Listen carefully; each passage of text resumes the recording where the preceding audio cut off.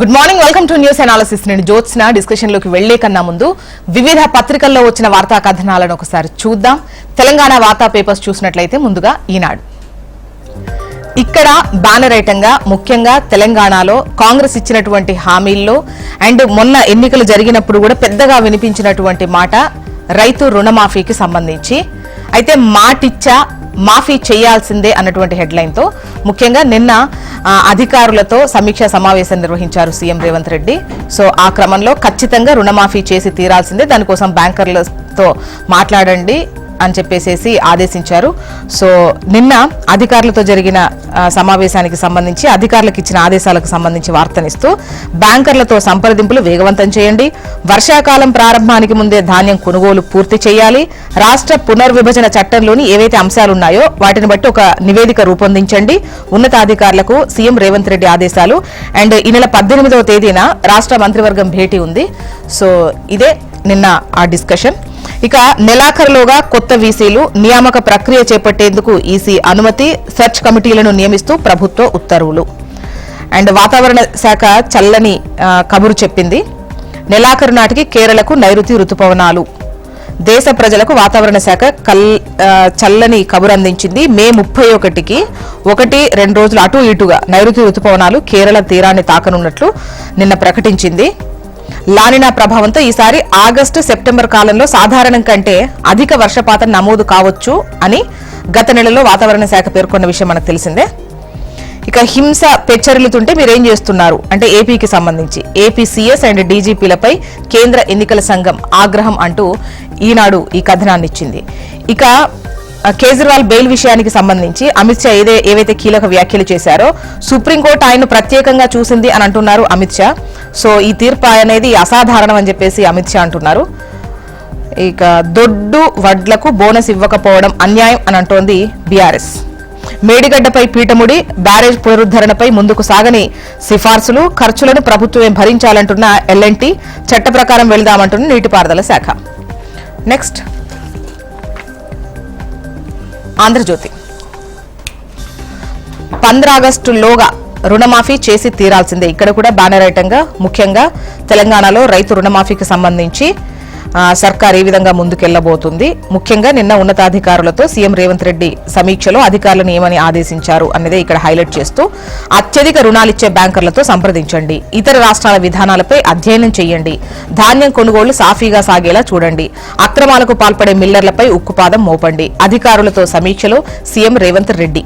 And ఏపీతో విభజన సమస్యలు పరిష్కరించుకుందాం, ఆస్తులు, అప్పులు, ఉద్యోగుల విభజనతో పాటు ఈ పెండింగ్ అంశాలన్నింటిపైన నివేదిక ఇవ్వండి, ఏపీకి కేటాయించిన భవనాలు స్వాధీనం చేసుకోండి. మంత్రులు, అధికారులతో భేటీలో ముఖ్యమంత్రి. 18న కేబినెట్ భేటీ నిర్వహించాలని నిర్ణయం. ఇక లెఫ్ట్ లో గనక చూసినట్లయితే కేజ్రీకి సుప్రీం స్పెషల్ ట్రీట్మెంట్ అంటూ అమిత్ షా చేసినటువంటి వ్యాఖ్యలను ఇక్కడ ఇస్తూ ఇది సాధారణ తీర్పని నేను అనుకోవట్లేదు, దేశంలో చాలా మంది నమ్ముతున్నది ఇదే, ఆప్ అధినేతకు సర్వోన్నత న్యాయస్థానం బెయిల్ ఇవ్వడంపై అమిత్ షా కీలక వ్యాఖ్యలు. 2029 దాకా పీఎం మోదీనే ఉంటారు, ఆ తర్వాత ఆయనే మాకు నాయకత్వం వహిస్తారు, 75 ఏళ్లకు మోదీ రిటైర్ అవుతారంటూ కేజ్రీవాల్ చేసిన వ్యాఖ్యలపై షా ప్రతిస్పందన. హిందూ ముస్లిం అని విడదీయను, అలా చేస్తే రాజకీయాలకు అర్హుడునే కాదు అంటున్నారు మోదీ. మా ఇంట్లో ఈద్ జరిపేవాళ్ళం, ఆ రోజు పొరుగు నుండే ముస్లింలే అన్నం పెట్టేవారు, గోద్రా తర్వాత నా ప్రతిష్టను దెబ్బతీశారు, ప్రతిపక్షాలు పూర్తిగా విఫలం, ఇక పాలనలో ఎలా సక్సెస్ అవుతారు అంటున్న మోదీ. నెక్స్ట్ నమస్తే తెలంగాణ చూద్దాం. గుండె మండిన రైతు అండగా బీఆర్ఎస్ అంటూ ధాన్యం కొనుగోలు చేయాలి అని చెప్పేసి నిన్న బోధన్ హైదరాబాద్ జాతీయ రహదారిపై బైఠాయించిన కామారెడ్డి జిల్లా మహమ్మద్ నగర్ మండలంలోని కోమలంచ రైతులు, మెదక్ జిల్లా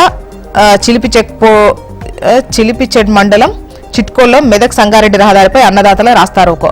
మొత్తానికి ధాన్యం కొనుగోలు చేయాలని అన్నదాతలు నిరసన వ్యక్తం చేశారు, ఆందోళన వ్యక్తం చేశారు అంటూ ఈ వార్తనిస్తూ 2 ప్రదేశాల్లో తెలిపిన నిరసన ఫోటోగ్రాఫ్స్ ను కూడా ఇక్కడ ముద్రించి ఈ వార్తను హైలైట్ చేసింది నమస్తే తెలంగాణ.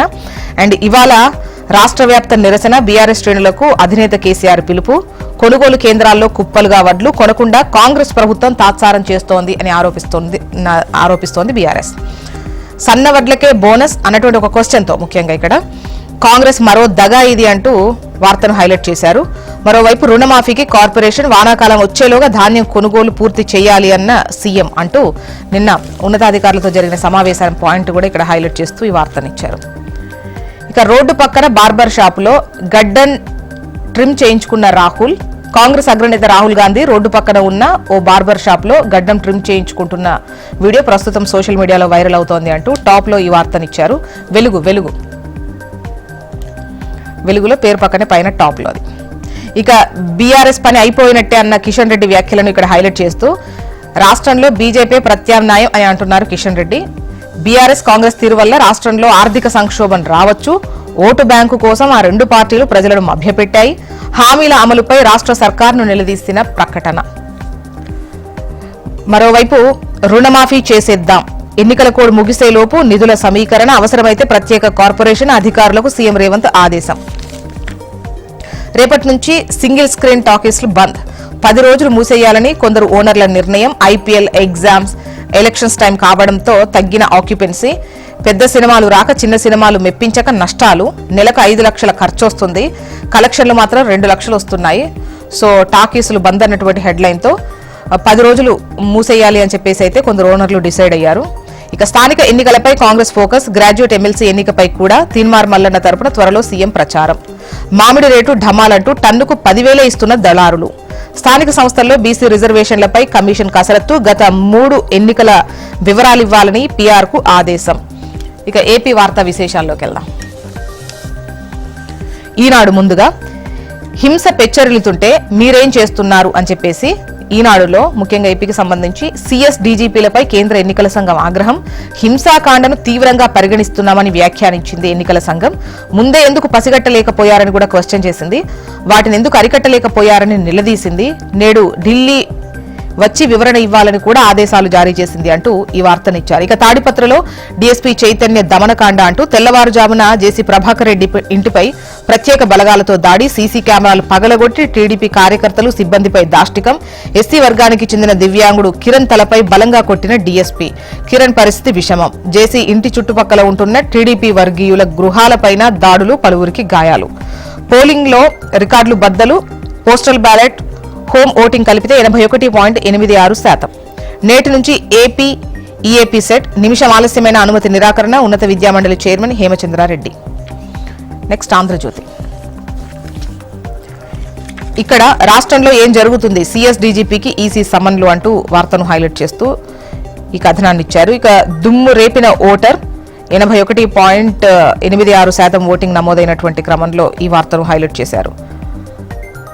రైతన్నకు చల్లని కబురు, ఒకరోజు ముందే నైరుతి రుతుపవనాలు. 31న కేరళ తీరానికి తాకనున్న నైరుతి రుతుపవనాలు అన్న ఐఎండీ.